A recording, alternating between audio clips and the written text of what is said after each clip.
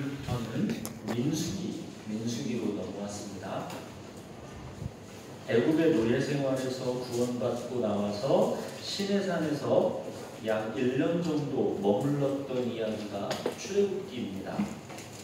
시내산에서 1년 정도 머무르면서 율법과 성막이 하나님의 백성에게 주어졌습니다. 하나님께서 임재하시는 이 성막으로 죄인인 인간이 나아가기 위한 제사법과 정결법을 자세하게 해설해 놓은 책이 레위기입니다. 민수기 전에 이 레위기는 한마디로 하나님은 우리의 금송아지가 아니다. 하나님은 우리의 금송아지가 아니다. 이것을 가르쳐주는 책입니다. 하나님을 절대로 나를 위하여 나를 인도할 신으로 축소시키지 마라. 이것을 경고하고 가르쳐주는 책이 레위기입니다. 우리 마음의 중심을 가만히 들여다보십시오. 하나님을 금송아지로 만들어 예배하려는 경향성이 얼마나 강력한지 보일 것입니다. 두렵고 크신 하나님 앞에 불복하지 않습니다. 예배의 핵심은 불복입니다. 그런데 자기 생각, 자기 감정, 자기 행복 절대로 놓지 않으려고 합니다.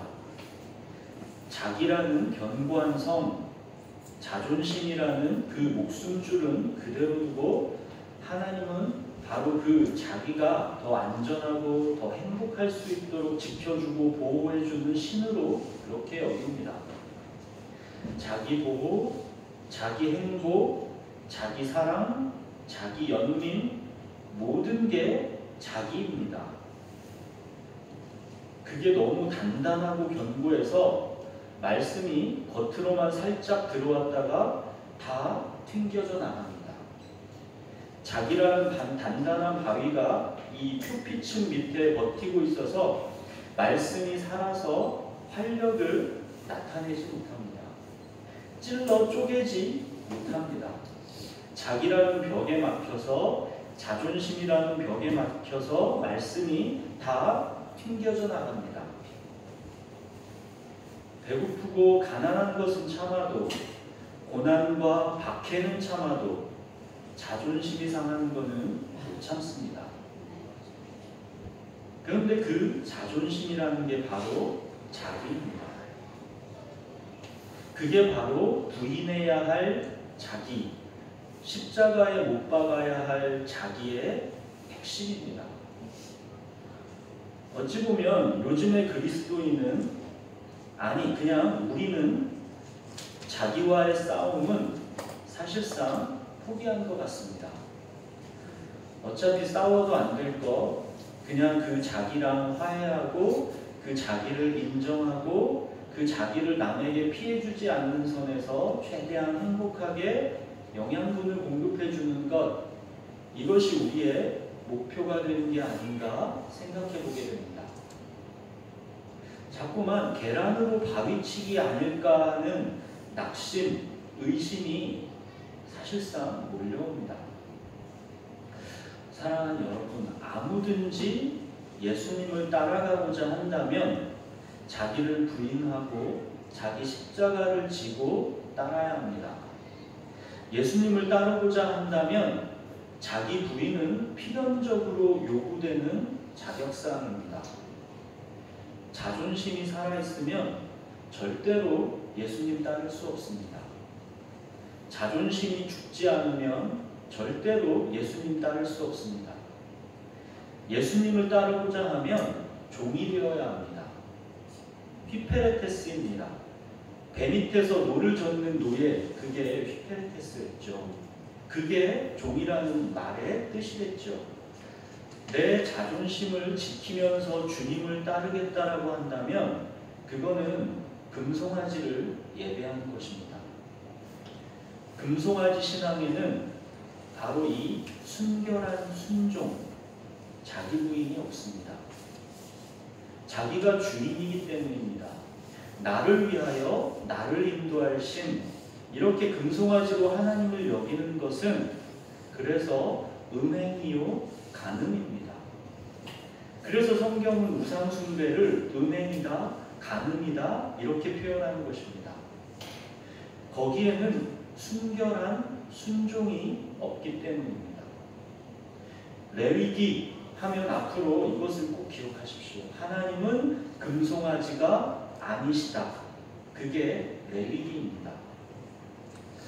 자, 이렇게 시내산에서의 1년을 마치고 드디어 하나님의 백성이 다시 약속의 땅 가나안을 향해 행진합니다. 바로 이 광야에서의 행진, 이 이야기를 담은 책이 민수기입니다.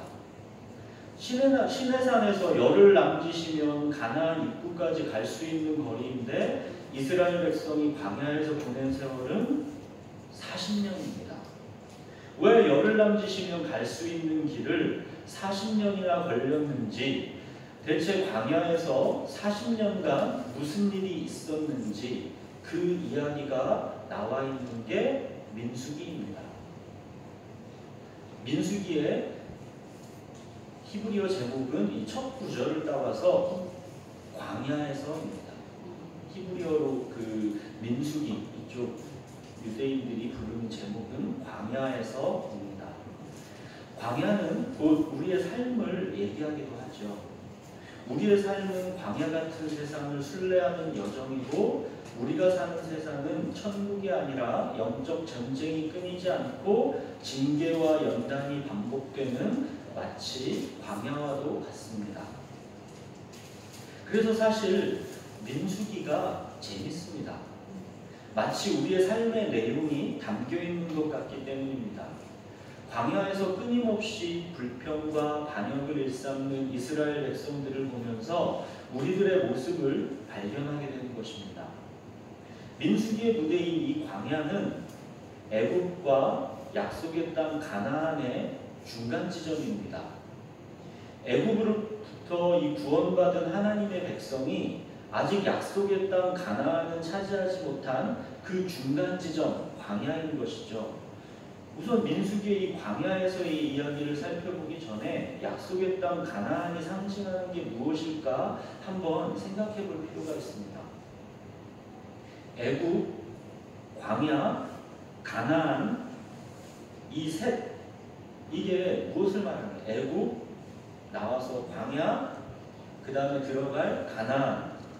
애굽은 구원받기 전에 우리가 살던 세상입니다. 광야는 구원받은 우리가 사는 세상입니다. 가나안은 천국입니다. 이 천국은 미래의 영원한 천국이기도 하고 우리 안에 임한 이 현재의 천국, 우리가 침노해서 차지해야 할 천국이기도 합니다. 이렇게 기본적인 밑그림을 그린 다음에 이제 민수기를 들어가는 게 이해가 쉽습니다. 자, 이제 민수기를 우리가 몇 주에 걸쳐서 살펴볼 계획인데 오늘은 민수기의 첫 부분을 같이 살펴보려고 합니다. 이제 출애굽한 다음에 1년 1개월이 지난 시점입니다. 이제 출발하려고 하는 그런 시점입니다. 하나님께서 가나안으로의 이제 행진을 준비시킵니다. 20세 이상으로 전투할 수 있는 병력의 숫자를 셉니다.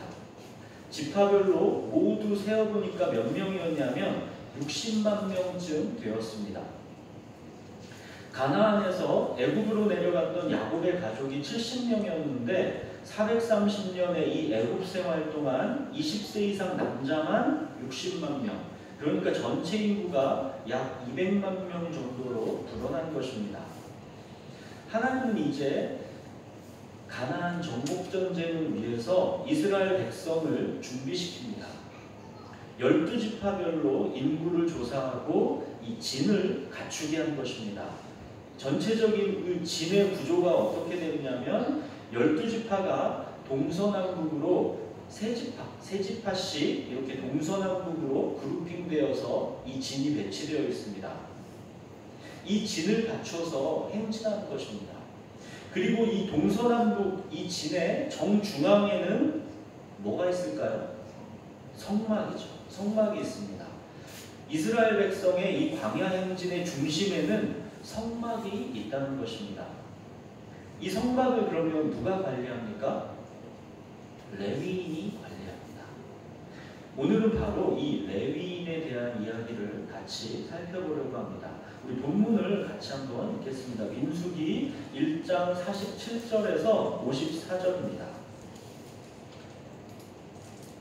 47절부터 54절 번갈아 읽겠습니다. 그러나 레위인은 그들의 조상의 지파대로 그 계수에 들지 아니하였으니 이는 여호와께서 모세에게 말씀하여 이르시되 너는 레위 지파만은 계수하지 말며 그들을 이스라엘 자손 계수 중에 넣지 말고 그들에게 진거의 성막과 그 모든 기구와 그 모든 부속품을 관리하게 하라.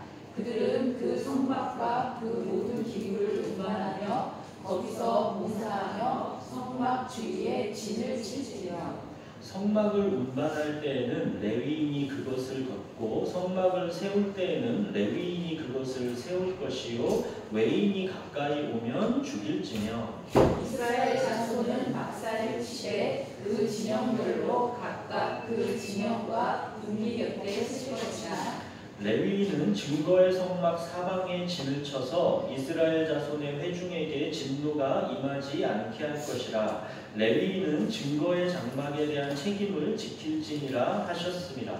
이스라엘 자손이 그대로 행하되 여호와께서 모세에게 명령하신 대로 행하였더라. 인구조사에서 이 레위인은 계수하지 말라 하십니다. 실질적인 전투병력에 이 레위인은 빼라는 얘기죠. 그 대신 레위인은 각 지파의 정중앙에 배치된 성막을 관리하는 책임을 맡기셨습니다. 이스라엘 백성은 여호와의 유월절을 보았고 홍해를 건너는 기적을 보았고 만나를 내리시는 기적을 보았고 반석에서 물이 나는 기적도 보았습니다. 또 아말렉과 전투에서는 모세가 손을 들고 있으면 이기고 손이 내려가면 지는 것을 보고 아론과 훌이 모세의 손을 받쳐주면서 승리할 수 있는 그런 기적도 보았습니다. 또 앞으로도 이 백성들은 보게 될 것입니다. 전쟁은 하나님이 하시는 것이지 결코 이 백성의 병력과 무기에 그 승패가 있지 않다라는 것을 계속 보게 됩니다. 우리들은 이제 이미 알지만 앞으로 있을 가나안 정복 전쟁의 첫 전투인 여리고 전투 어떻게 이겼습니까? 그냥 여리고성 몇 바퀴 도니까 무너졌습니다. 이스라엘 백성의 전투력의 핵심은 병력과 무기에 있지 않다라는 것입니다. 하나님의 임재, 이것이 이스라엘 백성의 전투력의 핵심입니다. 그럼 하나님의 임재는 어떻게 나타납니까? 이스라엘 각 지파별로 이 진이 얼마나 거룩하고 정결하게 관리되고 있는가, 그리고 무엇보다 성막이 얼마나 거룩하고 신성하게 유지되고 있는가, 이것이 핵심입니다. 결국 무엇입니까? 율법과 성막입니다. 레위인은 바로 이 율법과 성막을 책임지는 사람들입니다. 하나님은 각 진영의 정중앙에 있는 성막 주변에 레위 지파를 배치해서 성막을 거룩하고 신성하게 지키도록 책임을 부여하셨습니다. 또 나중에 가나안 땅을 각 지파별로 분배할 때 레위 지파에는 땅을 분배하지 않는데, 그건 왜 그러냐면 레위 지파는 독립적으로 따로 이 지파가 땅을 갖고 사는 게 아니라 12지파에 다 흩어져서 살게 하신 것입니다. 그렇게 각 지파에 흩어져서 살면서 그 지파가 율법을 지켜 살도록 가르치는 역할, 그게 레위인에게 있었습니다. 이렇게 레위인은 거룩하게 구별되어 율법과 성막을 책임지는 역할을 맡았던 것입니다. 이건 결국 무엇입니까? 이스라엘 전투력의 핵심은 하나님의 임재이고, 하나님의 또 임재는 바로 율법과 성막이 거룩하고 신성하게 보존되는 것에 달려있고, 그 율법과 성막을 관리하는 책임이 레위인에게 있으니까 결국 레위인이 얼마나 제 역할을 충실하게 수행하는가가 이스라엘 전투력을 결정짓는다는 것입니다. 그래서 광야 행진의 이야기를 다루고 있는 이 민수기에서 1장에서 4장까지 이 레위인에 대해서 자세히 다루고 또 5장부터 8장까지는 그 레위인이 책임지고 있는 율법과 제사를 자세히 다루고 있는 것입니다. 이렇게 광야 행진에 앞서서 서론을 이 8장까지 길게 레위인 이야기를 중심으로 배치한 것은 이스라엘의 전투력이 어디에서 나오는 것인지를 분명하게 가르치는 목적이 있는 것입니다. 사랑하는 여러분, 광야 행진을 앞둔 이 구원받은 하나님의 백성, 이 공동체가 오늘날 무엇을 말하는 것입니까? 교회입니다. 교회가 가나안 정복을 위해 진군합니다. 교회의 가나안 정복은 그럼 무엇을 말하는 것이겠습니까? 천국을 침노해서 차지하는 거죠. 예수 그리스도의 증인이 되어 모든 족속을 제자로 삼는 것입니다. 즉 사명입니다. 가나안 정복은 교회의 사명을 말하는 것으로 볼 수 있습니다. 하나님의 백성, 하나님의 공동체, 이 교회의 전투력의 핵심이 그렇다면 무엇이겠습니까? 병력과 무기, 사람의 많고 적음이겠습니까? 아닙니다. 율법과 성막이 거룩하고 신성하게 유지되는 것입니다. 즉 말씀과 예배가 거룩하고 신성하게 유지되는 것입니다. 이 일을 구약시대의 레위인들이 했다면 지금의 교회는 누가 합니까? 영적 리더십입니다. 목사와 전도사, 집사, 교사 이런 영적 리더십들이 해야 하는 일이 그럼 무엇입니까? 말씀과 예배를 거룩하고 신성하게 유지하는 일입니다. 그래서 교회의 전투력의 핵심은 영적 질서입니다. 이 영적 질서가 무너진다는 것은 말씀과 예배의 근간이 흔들린다는 것을 말하는 것입니다. 그러면 교회는 무너지게 되어 있습니다. 교회의 생명력은, 교회의 전투력은 사람의 많고 적음에 있지 않기 때문입니다. 광야 40년 이스라엘 백성들의 위기를 보십시오. 대부분 다 영적 리더십을 흔드는 것에서 위기가 옵니다. 이 백성들이 하나님께 직접 원망과 불평을 늘어놓지 않았습니다. 만만한 모세와 아론에 대해서 원망과 불평을 끊이지 않습니다. 모세와 아론의 권위를 계속 흔들어댑니다. 네가 우리를 이 험한 광야로 내몰지 않았느냐? 하나님이 너와만 말씀하셨느냐? 우리와도 말씀하신다. 마침내 고라일 땅의 반역에 대해서는 하나님께서 크게 진노하십니다. 땅을 갈라 고라일 땅을 삼켜버리시고 아론의 쌍난 지팡이의 기적을 통해서 영적 리더십을 다시 한번 분명히 세우십니다. 교회의 주인이 하나님이 아닐 때, 그리고 영적 질서가 무너질 때 교회는 전투력을 잃습니다. 생명력을 잃습니다. 더 이상 교회가 아닙니다. 하나님이 주인이 아니기 때문입니다. 교회의 주인은 하나님이시다라는 것을 반드시 기억하셔야 합니다. 머리로만 기억하시면 안 되고 습관과 언행으로 몸에 배이게 해야 합니다. 교회의 주인은 목사가 아닙니다. 오히려 이거는 양반입니다. 교회의 주인은 여러분 자신이 아닙니다. 이거는 더 위험합니다. 우리는 많은 교회들에 있어서 목사님들이 교회를 마치 자기 거로 여기는 문제들을 많이 들어왔죠. 그런데 이거는 양반입니다. 교회를 교인들이 자기 거라고 생각하는 게 더 큰 위험입니다. 일반적으로 교인들이 이런 주인의식을 잘 안 갖죠. 그런데 교인들이 조금 성숙해져 간다 싶으면 이런 위험에 빠집니다. 교만해지는 것입니다. 자기들이 헌금해서 목사와 전도사 월급을 주는 줄로 압니다. 절대 절대 아닙니다. 목사와 전도사 월급을 주는 분은 하나님이시지 교인들이 아닙니다.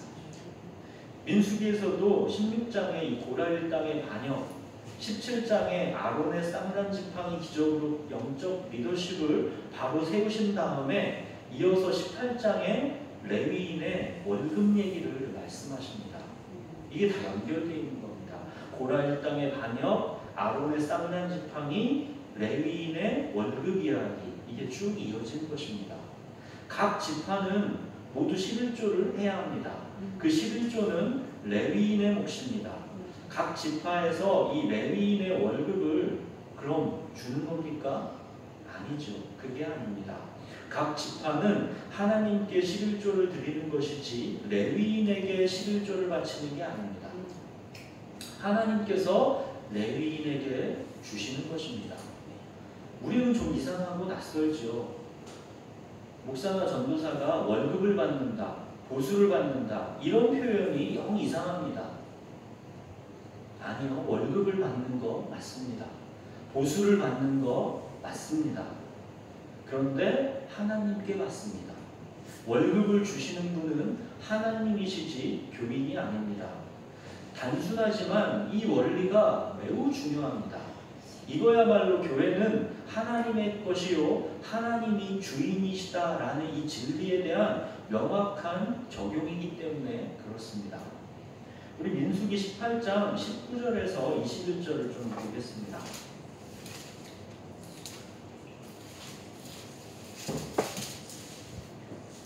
민수기 18장 19절에서 21절입니다. 우리 찾으셨으면 같이 한번 읽어보겠습니다. 이스라엘 자손이 여호와께 거제로 드리는 모든 성물은 내가 영구한 몫의 음식으로 너와 내 자녀에게 주노니 이는 여호와 앞에 너와 내 후손에게 영원한 소금 언약이니라. 여호와께서 또 아론에게 이르시되 너는 이스라엘 자손의 땅에 기업도 없겠고 그들 중에 아무 분깃도 없을 것이나 내가 이스라엘 자손 중에 내 분깃이요 내 기업이니라. 내가 이스라엘의 11조를 레위 자손에게 기업으로 다 주어서 그들이 하는 일 곧 회막에서 하는 일을 감당히. 주시는 분이 누구랍니까? 하나님이십니다. 누가 주는지, 누가 교회의 주인인지 이거를 절대 잊으시면 안 됩니다. 그리고 월급, 보수 맞습니다. 회막에서 하는 일에 대한 하나님의 보수입니다. 하나님이 주시는 월급입니다. 이어서 31절에도 보시면 너희와 너희의 권속이 어디서든지 이것을 먹을 수 있음은 이는 회막에서 일한 너희의 보수임이라. 그렇죠? 회막에서 일한 값이다. 회막에서 일한 보수다. 회막에서 일한 월급이다. 그 말입니다. 이것은 신약에서도 마찬가지입니다. 디모데전서 5장 17절 18절을 보면 잘 다스리는 장로들은 배나 존경할 자로 알되 말씀과 가르침에 수고하는 이들에게는 더욱 그리할 것이니라. 성경에 일렀으되 곡식을 밟아 떠는 소의 입에 망을 씌우지 말라 하였고 또 일꾼이 그 싹을 받는 것은 마땅하다 하였느니라. 여기도 뭐래요? 일꾼이 그 싹을 받는 것은 마땅하다 그러죠. 하나님께서 주시는 월급이다 그 말입니다.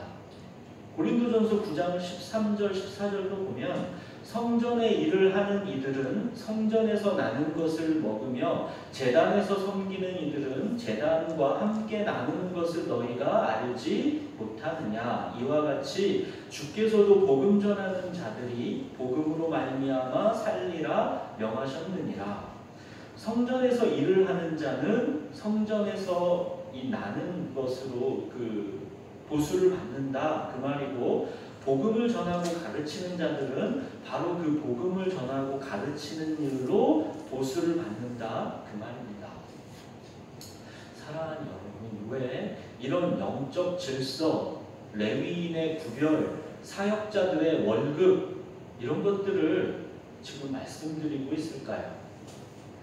하나님의 백성, 하나님의 공동체, 하나님의 교회는 그 전투력의 핵심, 생명력의 핵심이 바로 이 거룩한 구별에서 나오는 것이기 때문입니다.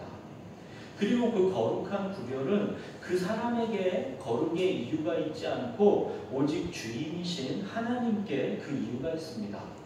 오직 하나님께서 다스리시고 오직 하나님이 주인이십니다. 목사, 전도사, 리더들도 이 점을 잊어서는 안 되고 교회 가족 누구도 이 점을 잊으시면 안 됩니다. 교회의 주인은 오직 하나님이십니다. 내가 헌금하니까 내가 그만큼 지분이 있다라는 생각은 결코 꿈에서라도 하시면 안 됩니다. 교인들이 사역자 월급 준다라는 생각은 결코 꿈에서라도 하시면 안 됩니다. 오직 하나님께서 주인이시고 하나님께서 통치하십니다. 교회의 영적 생명력은 여기서 나옵니다. 이거를 잊으시면 안 됩니다. 그리고 레위인과 제사장은 하나님께서 이렇게 구별하셨기 때문에 하나님께서 월급을 주시는 거기 때문에 두려워해야 하는 게 있습니다. 그게 이어서 32절이죠. 너희가 그중 아름다운 것을 받들어 드린즉 이로 말미암아 죄를 담당하지 아니할 것이다. 너희는 이스라엘 자손의 성물을 더럽히지 말라. 그리하여야 죽지 아니하리라. 이스라엘 자손의 성물이 레위인들의 월급이 됩니다. 근데 그 레위인들이 이스라엘 자손의 성물을 더럽히면 죽는답니다. 원리는 간단합니다. 11조로 하나님께서 레위인들과 제사장의 월급을 주십니다. 그러므로 이 레위인들과 제사장은 회중이 드린 11조 헌금 성물을 더럽히면 안 됩니다. 더럽힐 때 그들은 죽습니다. 하나님께서 주인이시다라는 것을 결코 잊으면 안 된다라는 것입니다. 사랑하는 여러분, 교회는 하나님의 것입니다. 하나님이 주인이십니다. 이 점을 결코 잊으시면 안 됩니다. 영적 질서에 순복한다라는 것은 이 교회가 하나님의 것이요 하나님이 주인이시다라는 것에 대한 표현입니다.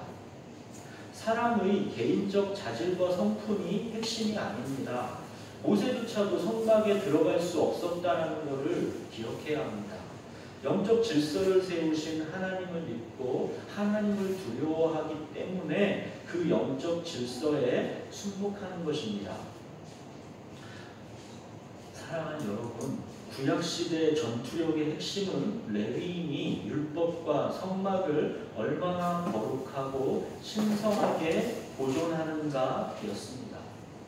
신약시대의 그런 교회의 전투력, 생명력의 핵심은 그 공동체 안에 얼마나 하나님의 말씀이 살아있고 활력이 있어서 좌우의 날선검같이 예리하게 그 공동체의 혼과 영과 관절과 골수를 찔러 쪼개서 거룩하고 신성하게 변화시키고 있는가 하는 것입니다. 구약시대이건 신약시대이건 전투력은 그 공동체의 병력과 무기의 많고 적음에 있지 않다는 것입니다. 하나님께서 진정 주인의 자리에서 통치하고 다스리고 계신다. 하나님께서 그 교회의 주인이신다. 이거에 전투력이 좌우된다는 것입니다. 교회의 주인은 하나님이십니다. 여러분의 삶의 주인은 하나님이십니다.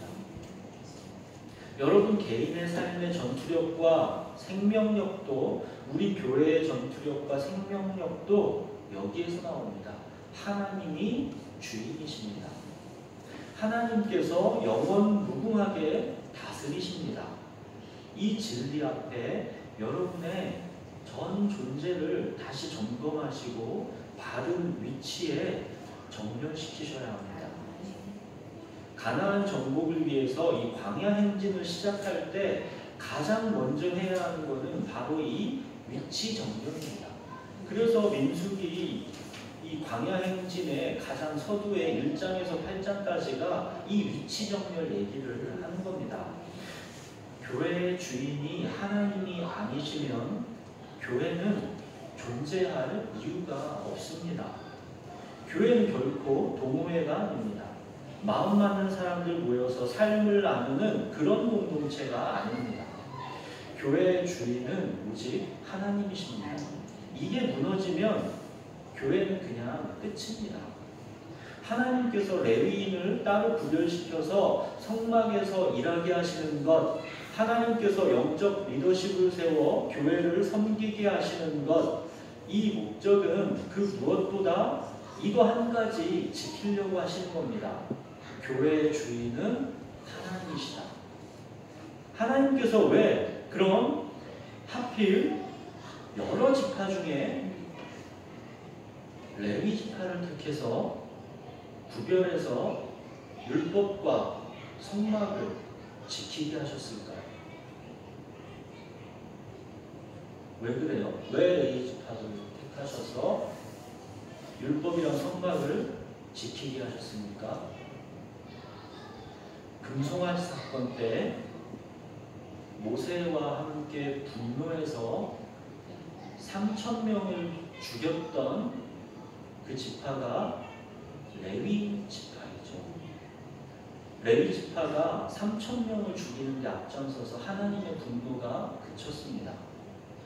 금송아지의 분노에서 분연이 일어났던 지파가 레위 지파입니다. 예배의 순결을 지키려 했던 그들의 분노와 열심을 하나님께서 쓰신 것입니다. 그래서 레위 지파를 구별해서 율법과 성막을 지키게 하신 것입니다.